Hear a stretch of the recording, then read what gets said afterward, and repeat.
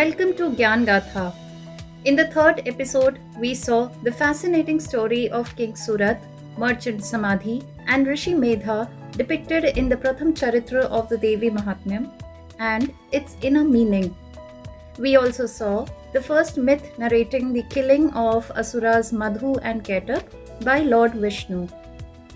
As I mentioned in the second episode, the various facets mentioned there are in a way a key to understanding the Devi Mahatmyam. I would once again urge you all to go through the second episode before continuing with this one. The links for all the episodes are given in the description box. In today's episode, we'll look at the Madhyam Charitra and its deeper meaning.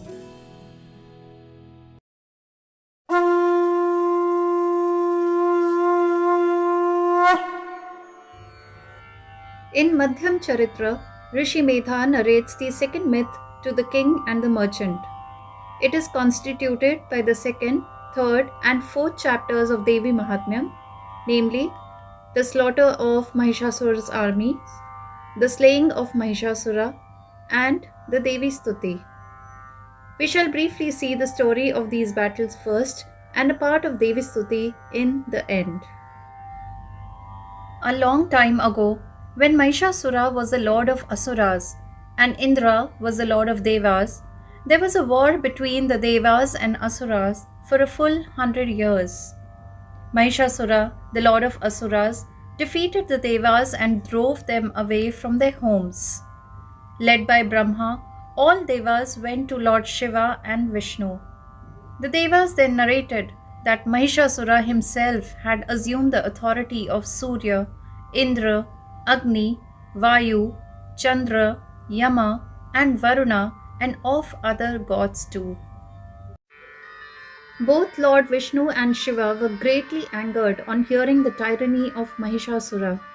As their faces became fierce with frowns, there came forth a great light from the faces of Vishnu, Brahma, and Shiva, who were full of intense anger. A great ray of light sprang forth from the bodies of Indra and other devas as well. All this light united together. The devas saw there a concentration of light like a mountain blazing excessively, consuming everything in its flames. Then that unique light produced from the bodies of all the devas combined into one and became a female form of a goddess.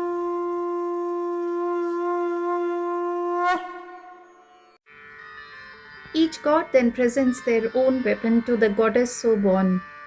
Lord Himvan gave her various gems and the lion as her vehicle.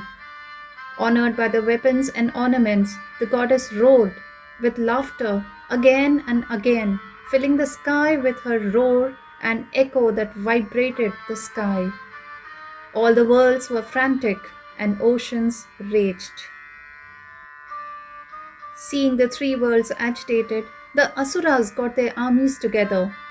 Exclaiming in anger, Mahishasura rushed towards the sound and saw the goddess spreading her radiance through the three worlds, bending the earth with her footstep, scraping the sky with her crown, shaking the lower worlds with twang of her bowstring, covering all quarters with 1,000 arms.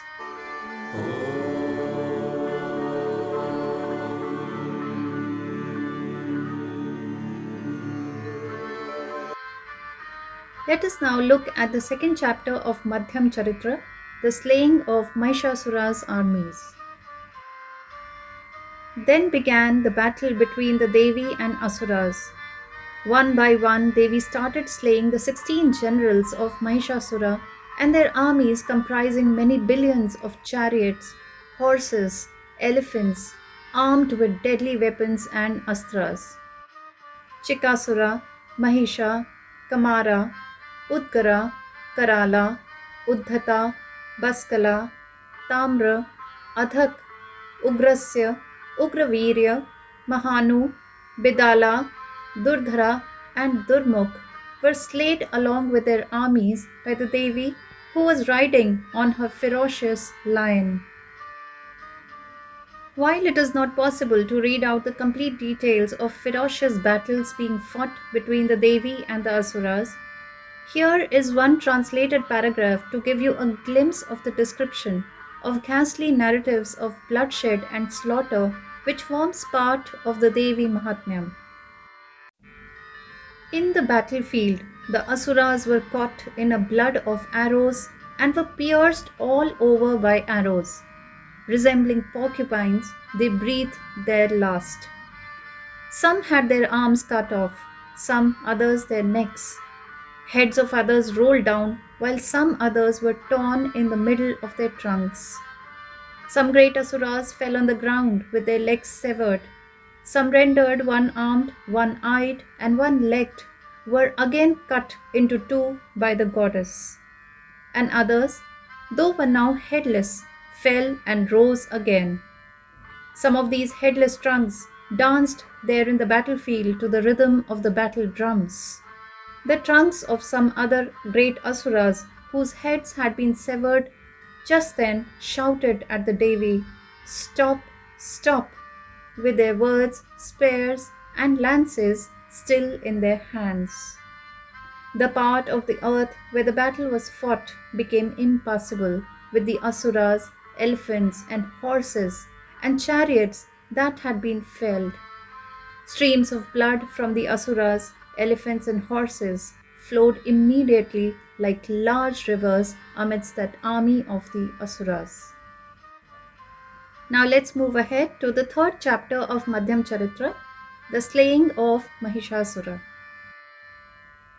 Seeing his army being destroyed, Mahishasura took his buffalo form and began attacking the army of Devas and rushed to kill the lion of the Devi. This enraged Devi, who took on the Rudra avatar and flung her noose around the buffalo. Mahishasura then changed into a lion. When the lion's head was about to be cut, he turned into a human, then to an elephant, then back to buffalo, and continued attacking the Devi and her lion. An enraged Devi jumped and landed on the great Asura, crushing his neck under her foot and struck him with a spear. Caught under her foot, Mahishasura managed to emerge partly from his own buffalo mouth. Being completely overcome by the valor of Devi, only half of himself could emerge. Devi, with her sword, beheaded Mahishasura.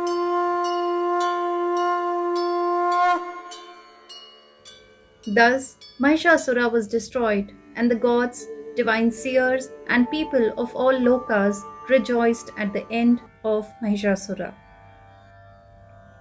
Let us now understand the gist of Devi Mahatmyam's fourth chapter, named Devi Stuti. The hymn in the fourth chapter is the longest and most eloquent of the Devi Mahatmyam's four hymns, known as the Shakaradi Stuti. Shakar means Indra and Adya means other devas. Therefore, Shakradi Stuti means a praise by Indra and the host of gods. It illuminates the themes of good and evil, fate and free will, karma and divine grace. This hymn praises Durga as good fortune in the homes of the virtuous and misfortune in the abodes of the wicked. When the most wicked Asura and his armies were slain by the goddess, the hosts of gods, headed by Indra, appreciated her.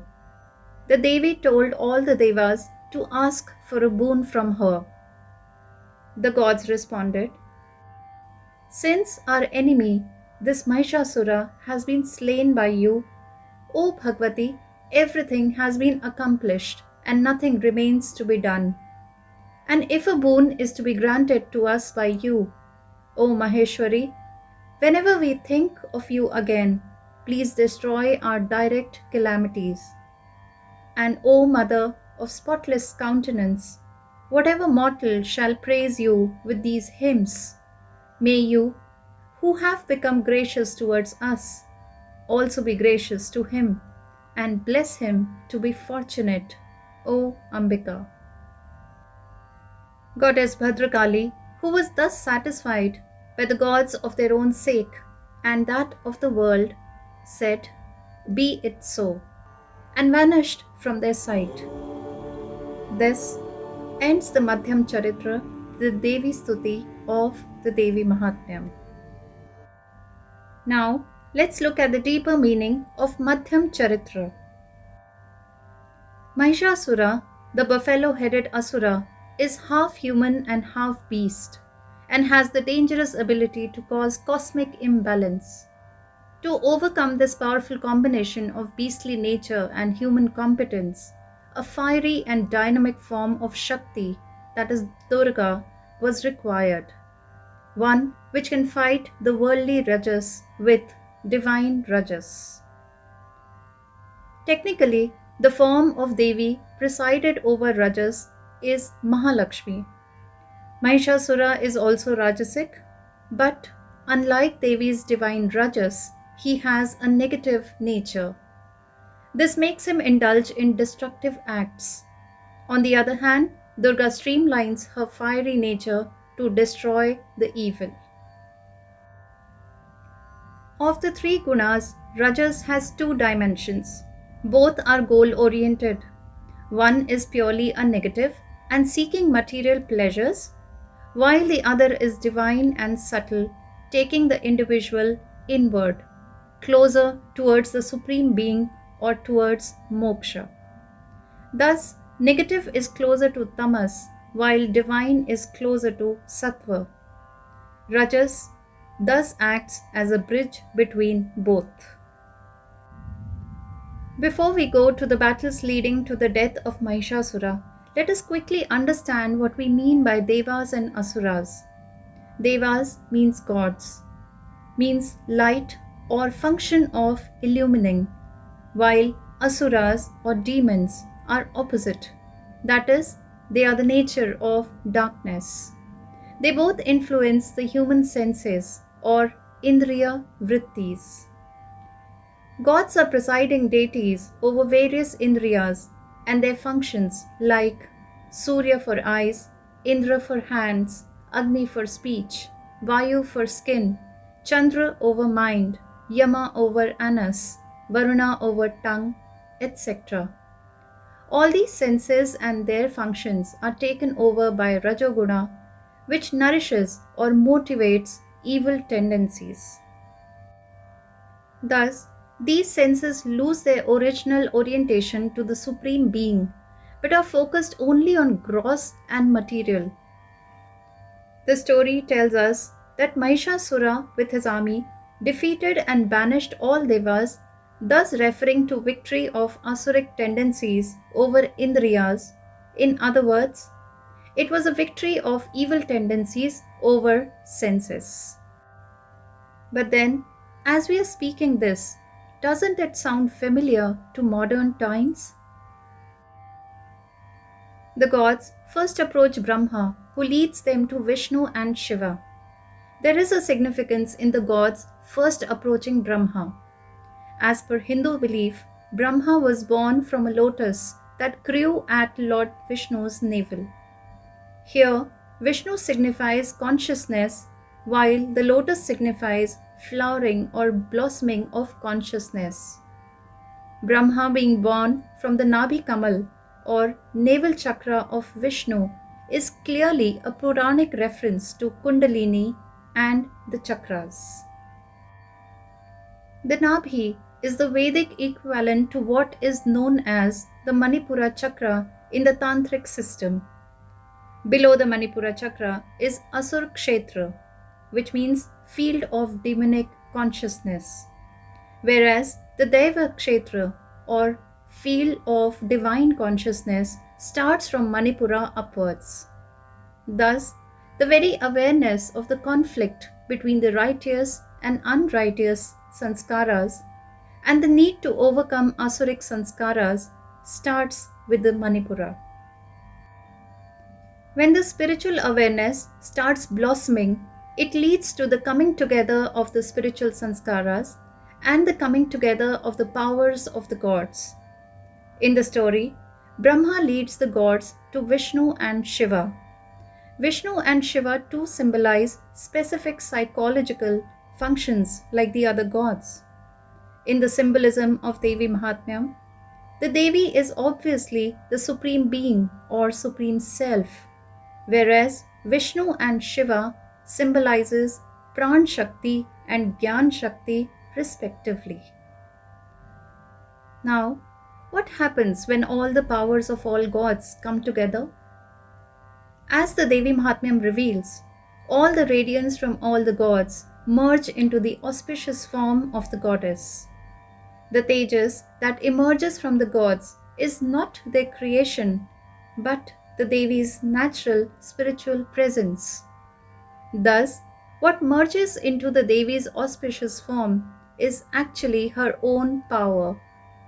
The gods do not give up their power or weapons, even as their varied powers reunite in the Devi. This is a supreme philosophical idea of simultaneous divine immanence that is going inward and transcendence that is rising above. Now that the collective power of the gods is united against Mahishasura and his armies, the gods can thus be assured of their inevitable victory. The numbers of Asuras far outnumbered the Devas, so the only option for Devas was total surrender to Devi. Each of the 16 generals of Mahishasura's army have their respective mysterious significance. Explaining each of them is not possible here, but I would give you a glimpse of two who deserve special mention. They are Durdhara and Durmukh. Only after destruction of Durdhara, which means irresistible, and Durmukh, which means ugly or foul-mouthed or abusive, can the Devi finally fight Mahishasura. They represent desire and anger respectively. When fulfillment of desire doesn't happen, it turns into anger. Thus, it signifies that firstly, it is very difficult to resist desire. Also, anger transforms the most beautiful face into an ugly and abusive one.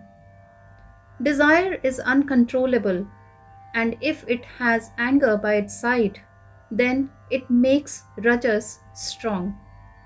Once desire and anger are eliminated, it is easier to win over negative Rajoguna. Mahishasura and his army represented Rajoguna and its associated vrittis which have great power over the psyche. Mahishasura, angered by the death of his Asura Sampada, starts terrifying Devi and her army by his eightfold fury. These 8 ways are hitting by muzzle, trampling by hooves, lashing by tail, tearing by horns, sheer speed, bellowing, by wheeling and by blast of his breath. They are purely negative expressions of Rajas, or 8 ways of sensual indulgence. These are Smaranam, that is thinking of it, Kirtanam, that is talking of it, Kheli, that is playing around, Prekshanam, or seeing, Guya Bhashanam means secret talk, Sankalp means wishing for, Adhyavasai means determination, and Kriya Nishpati means actual accomplishment. These are 8 ways in which Rajas destroys divine forces within before one can even gauge its destructive influence. Thus, Mahishasura's Rajas also has 8-fold fury by which he subdues Devi's forces and rushes to slay her lion. Here, Devi's lion symbolizes a sadhaka who has taken to the path of dharma. The Devi is naturally angered, but since the devotee has already surrendered to Devi and is on path of dharma, Devi will protect him like a mother. To meet the challenge, Devi raises her own Rajas. But it is not like Mahishasura's destructive anger. her rajas is divine and righteous anger, like a thorn to pick a thorn. In this episode, we also hear of the lion's fury during the battles as well. This represents how a devotee initially fights lower order rajas with higher order spiritual or sattvic rajas. During the final combat, Mahishasura changes his form many times, from buffalo to lion, to man, to elephant, to buffalo, and so on. It depicts the nature of rajas. We think that we have rooted out a particular psychological compulsion or behavior, but that's not true. It still exists in a different form. It may move from one addiction to another, or from one compulsive behavior to another, until the original inner emotional issue is not resolved. The Devi's weapons thus appear ineffective as long as Mahishasura keeps changing forms. And only when Mahishasura emerges in his original form, the Devi pins him down and slays him. This episode reveals that through active struggle and through divine rajas, we can control and direct our indriyas, which allows us to live righteously in harmony with the world. It also reveals the two faces of rajas and two kinds of wealth we seek in our lives. Most of us carry on with our lives without realizing that life is not only about relationships, money, power, and material pursuits. Many people believe that spirituality extends from a deep rooted materialistic approach. There are those whose interests are very shallow, that is, just coping with the stress of daily lives, while there are many who reserve spirituality for old age or retired life. Thus, most of us waste the best of our lifetime. Instead of accumulating divine wealth over multiple lives, which could lead us to the path of moksha. As I had mentioned in previous episodes, the etymological interpretation is in line with the cross-scriptural references. The hymns are not only devotional and poetic, but also philosophical and sublime. In the Antim Charitra, its story and its meaning will get more complex with more characters and subtler meanings. I would therefore be breaking the last Charitra in two parts. So in the 5th episode of the series, I will describe the battles between the Asuras and the Devi, while in the 6th episode, we will see the inner meaning of these.